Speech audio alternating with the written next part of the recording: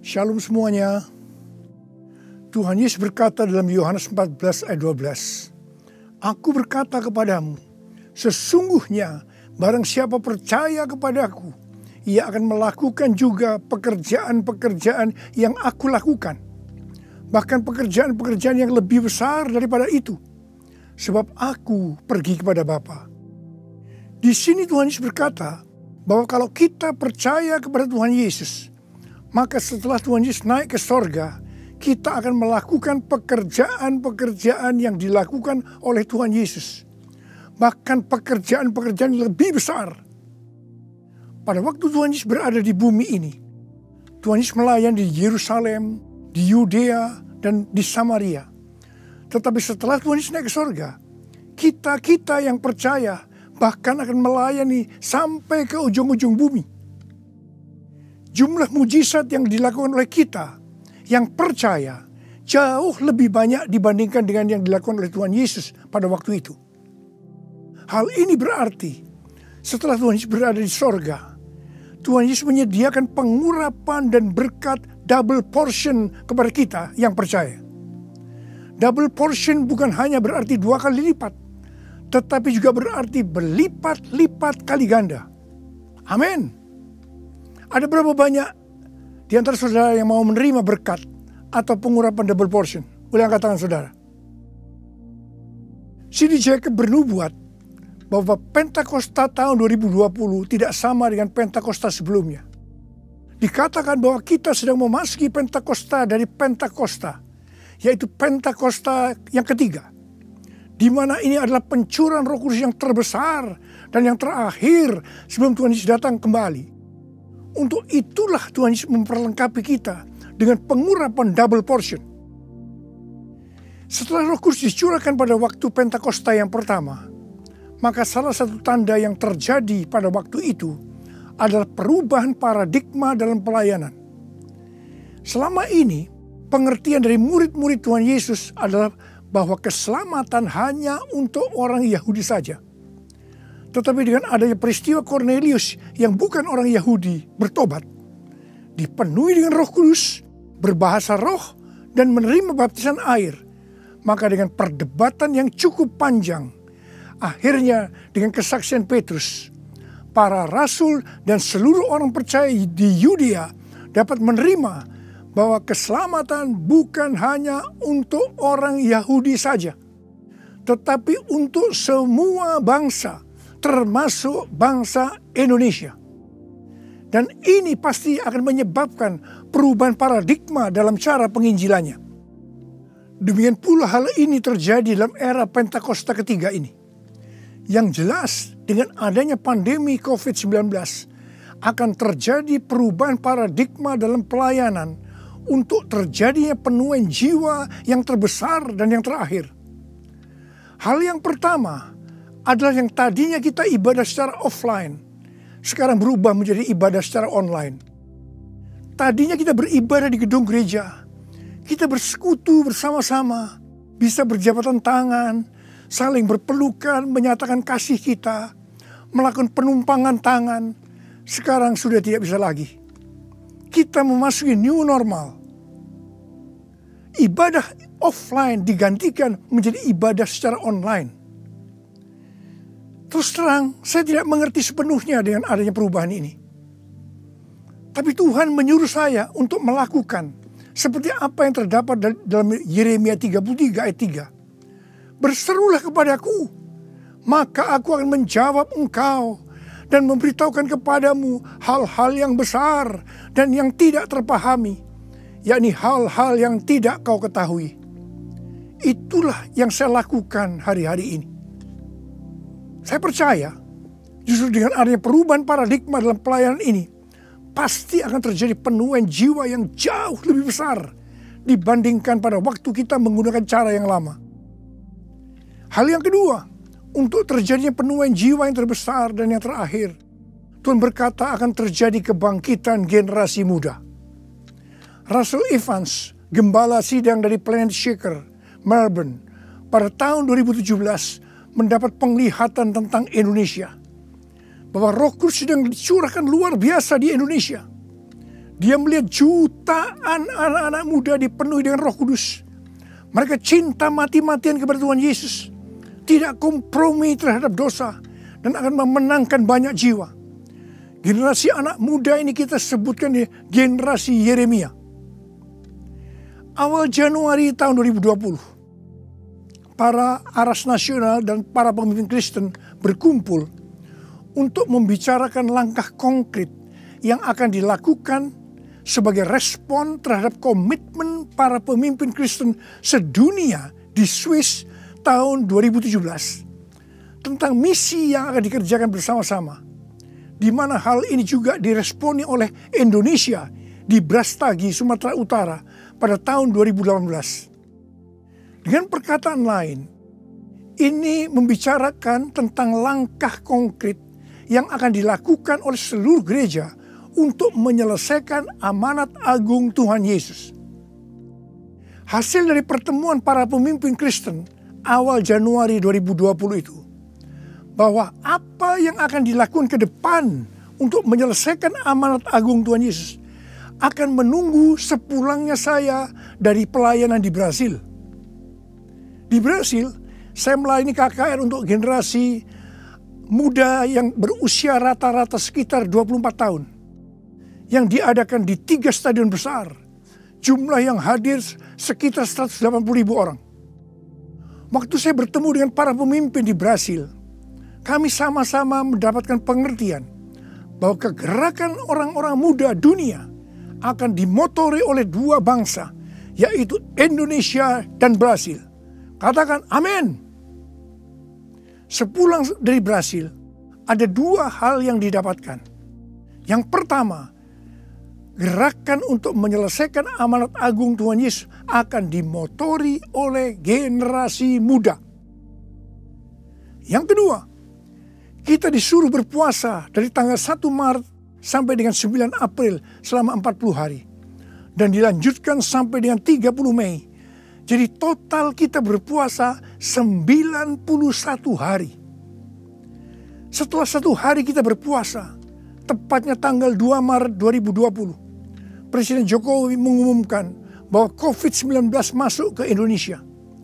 Mulai saat itu kita merasakan bagaimana Tuhan memproses gerejanya. Kita dibersihkan, dimurnikan, ditata ulang oleh Tuhan. Kita memasuki new normal, dimensi yang baru, paradigma yang baru dalam pelayanan.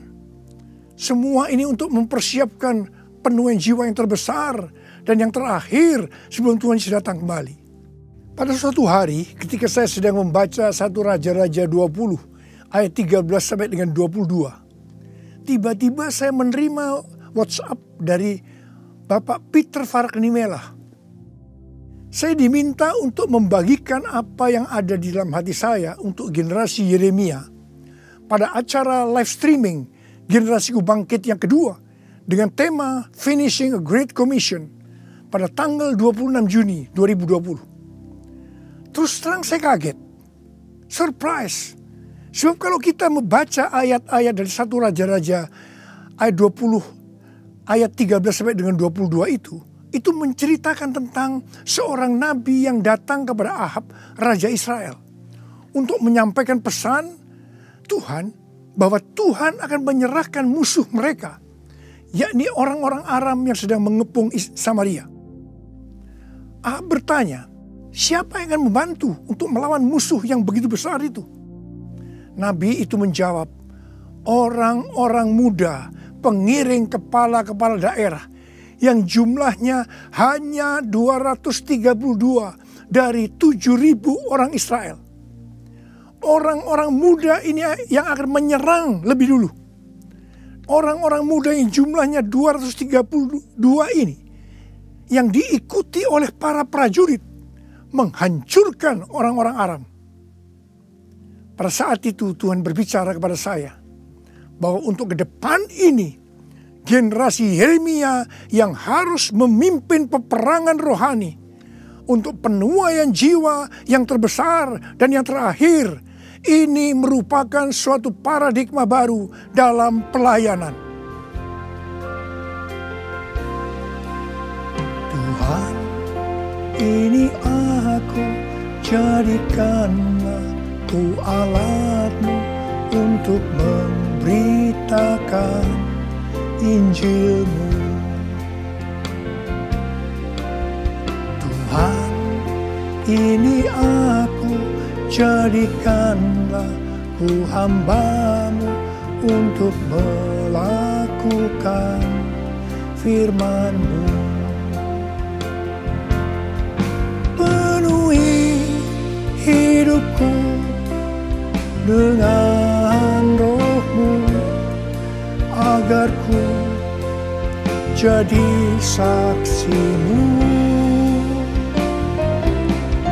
Pakailah hidupku dan urapilah untuk kemuliaan nama-Mu,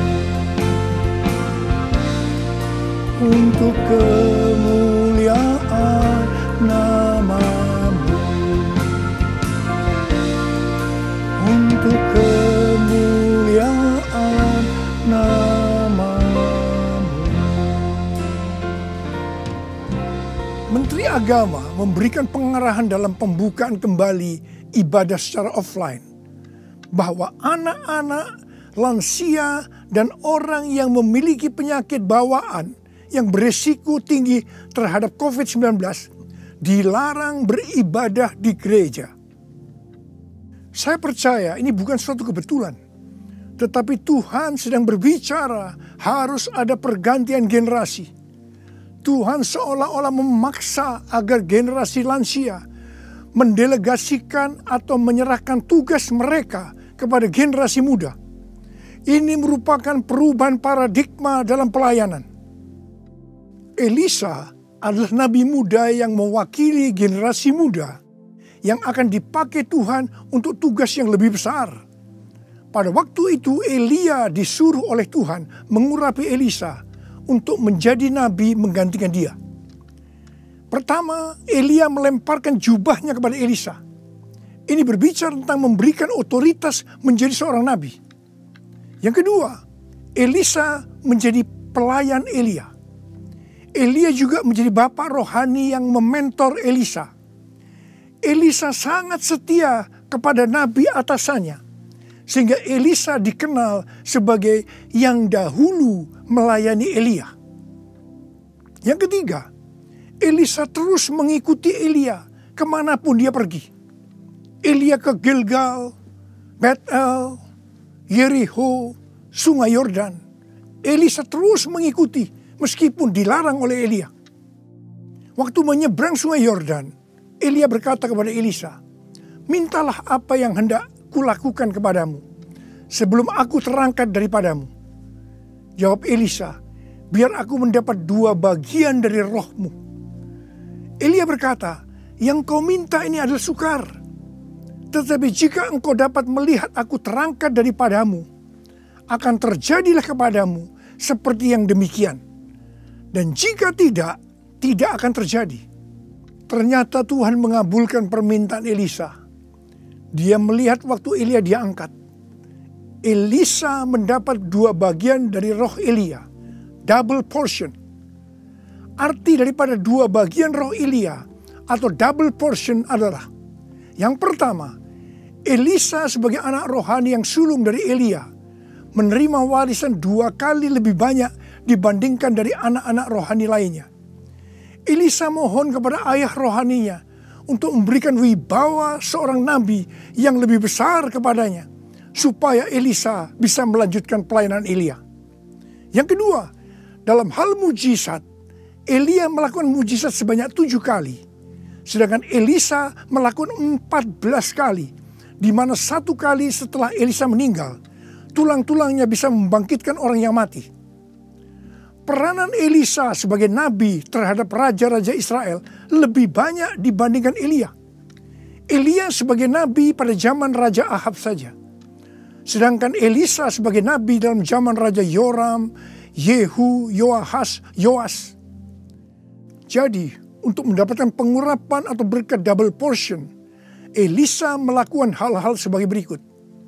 Yang pertama, Elisa menerima jubah Elia, yang artinya mendapatkan otoritas untuk pelayanannya sebagai nabi.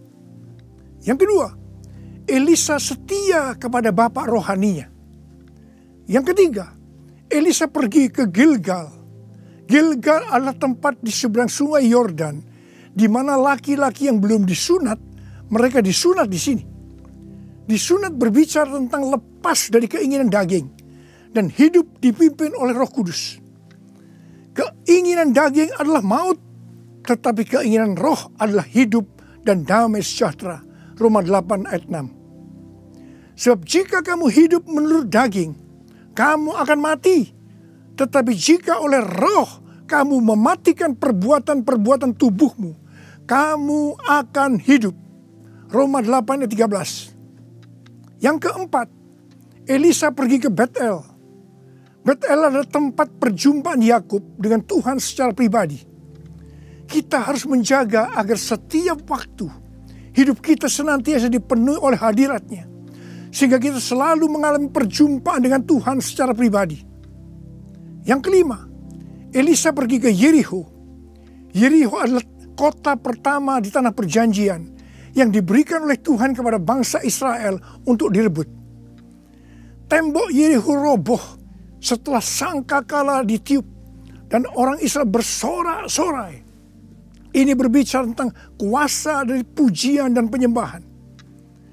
Tuhan menciptakan manusia agar manusia memuji dan menyembah Tuhan. Dalam masa pandemi COVID-19 ini, kita harus banyak memuji dan menyembah Tuhan. Meskipun ini tidak mudah, karena kita melihat keadaan-keadaan yang terjadi saat ini. Kita harus melakukan seperti apa yang Daud lakukan dalam Mazmur 103 ayat 1 dan 2. Di mana Daud berkata, "Pujilah Tuhan, hai jiwaku. Pujilah namanya yang kudus, hai segenap batinku. Pujilah Tuhan, hai jiwaku. Dan janganlah lupakan segala kebaikannya." Memang kita kadang-kadang harus memaksa jiwa kita untuk memuji Tuhan dengan selalu mengingat kebaikan Tuhan. Mungkin ada di antara saudara yang mengalami ketakutan, kebingungan, depresi, terdampak krisis ekonomi, sakit karena COVID-19. Mari kita selalu mengingat kebaikan Tuhan. Saya mau katakan sesuatu kepada saudara. Apapun yang terjadi dalam hidup saudara, apapun yang masalah saudara hadapi, saudara harus tahu satu hal, bahwa Tuhan Yesus itu baik. Dia sangat-sangat mengasihi saudara. Mengucap syukurlah dalam segala hal, enak maupun tidak enak. Sebab inilah yang dikehendaki Allah dalam Kristus Yesus bagi kita.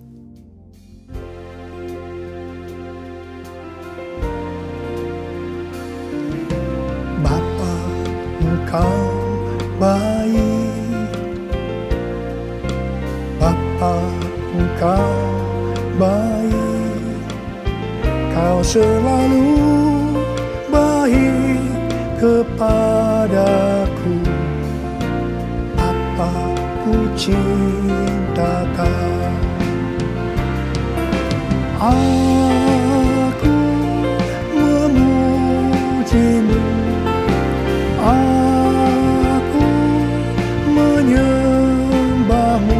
Ku nyanyi haleluya.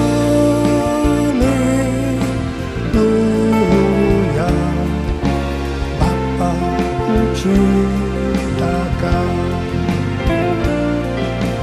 Bapa, ku cinta Kau. Bapa, ku cinta Kau. Yang keenam, Elisa pergi ke sungai Yordan. Sungai Yordan adalah tempat di mana mujizat dialami oleh Naaman yang sembuh dari penyakit kustanya.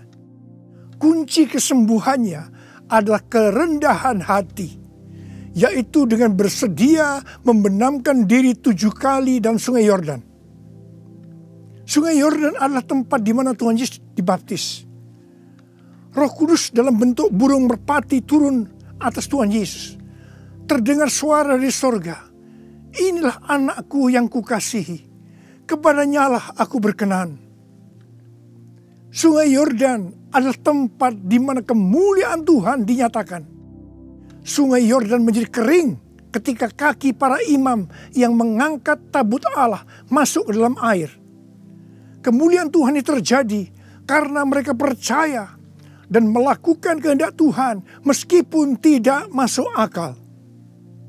Sekali lagi, saya mau bertanya kepada saudara, ada berapa banyak yang mau menerima pengurapan dan berkat double portion? Angkat tangan saudara. Ada 8 hal yang harus kita lakukan kalau mau mendapatkan pengurapan atau berkat double portion. Yang pertama, menerima tugas yang diberikan oleh Tuhan dengan sukacita. Yang kedua, setia kepada atasan kita, pembimbing rohani kita, bapak rohani kita. Yang ketiga, melepaskan keinginan daging dan hidup dipimpin oleh Roh Kudus. Yang keempat, usahakanlah setiap waktu kita dipenuhi dengan hadirat-Nya, agar kita senantiasa mengalami perjumpaan dengan Tuhan secara pribadi. Yang kelima, dalam segala situasi kita harus banyak berdoa, memuji dan menyembah Tuhan. Yang keenam, hidup dengan kerendahan hati. Yang ketujuh, hidup menjadi orang yang dikasihi dan berkenan kepada Tuhan. Yang kedelapan, percaya akan segala perintah Tuhan meskipun tidak masuk akal. Saya mau berdoa agar saudara mendapatkan pengurapan dan berkat double portion. Mari angkat tangan saudara dan nyanyikan nyanyian ini bersama saya.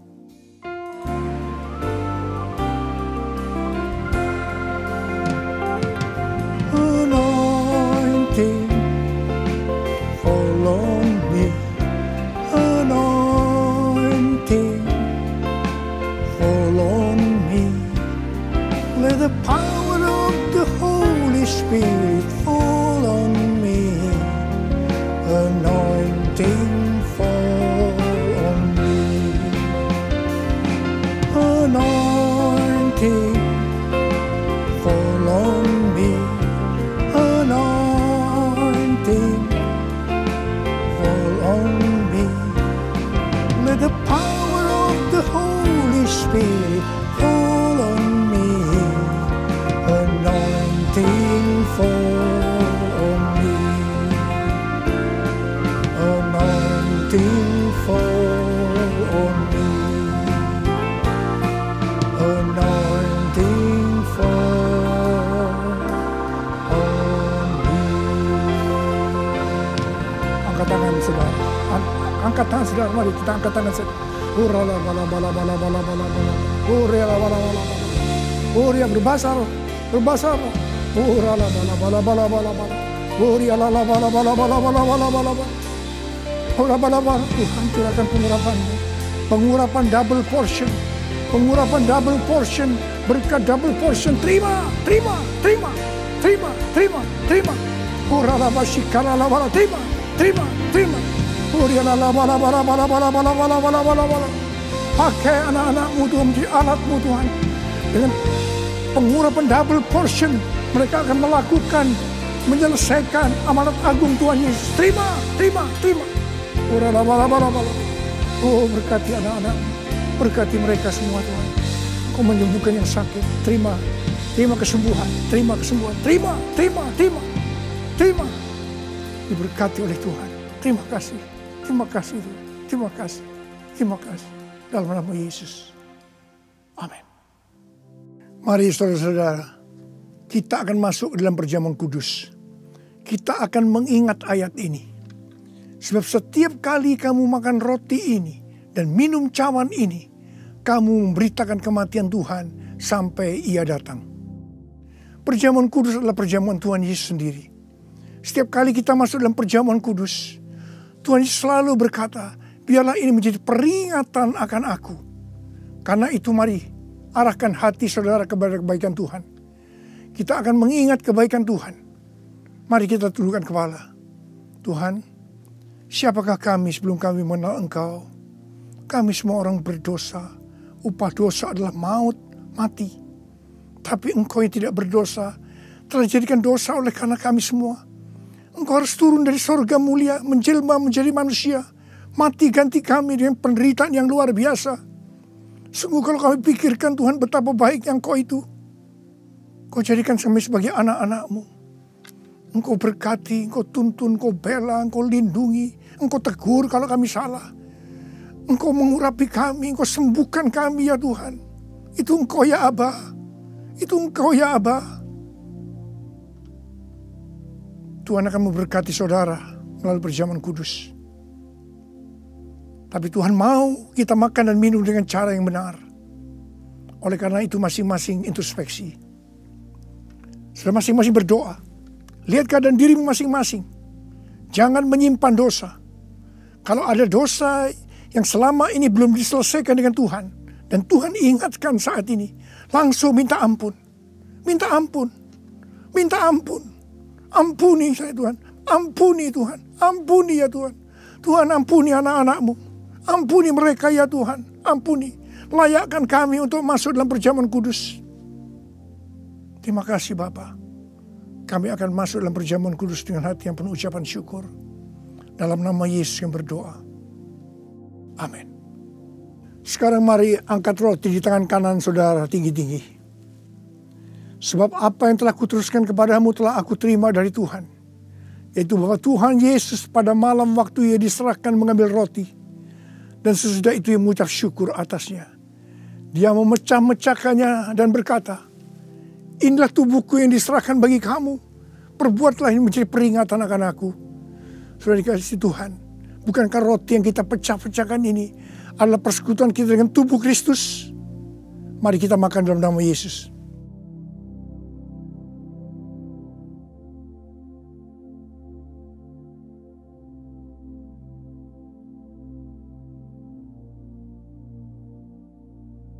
Sekarang angkat cawan di tangan kanan saudara tinggi-tinggi.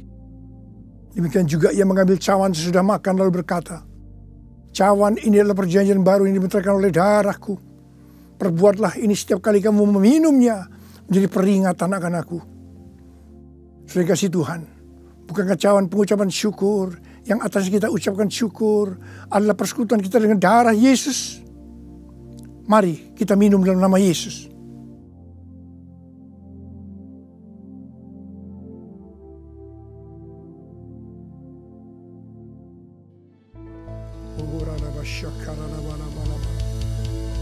Angkat tangan saudara. Mari ucapkan syukur dengan suara. Jangan diam. Terima kasih ya Tuhan. Kami bersyukur ya Tuhan. Kami bersyukur ya Tuhan. Terima kasih ya Tuhan. Terima kasih. Terima kasih ya Tuhan. Terima kasih buat kebaikan Tuhan. Terima kasih buat kebaikan Tuhan. Terima kasih ya Tuhan. Terima kasih. Terima kasih. Terima kasih. Terima kasih ya Tuhan. Terima kasih.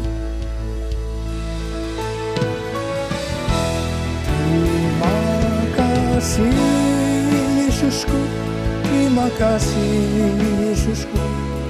Puji syukur hanya bagi Tuhanku. Terima kasih Yesusku, terima kasih Yesusku.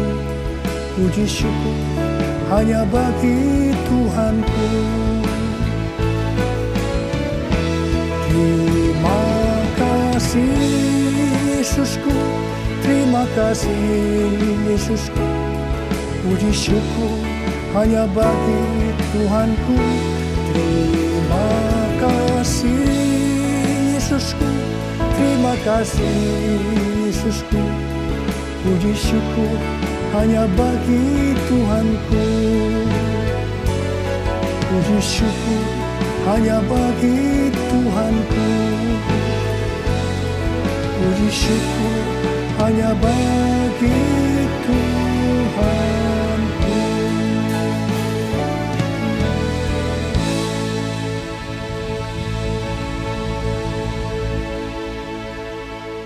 Pulanglah dengan berkat Tuhan. Kasih karunia berlimpah-limpah daripada Allah Bapa dalam Anak yang tunggal, Yesus Kristus.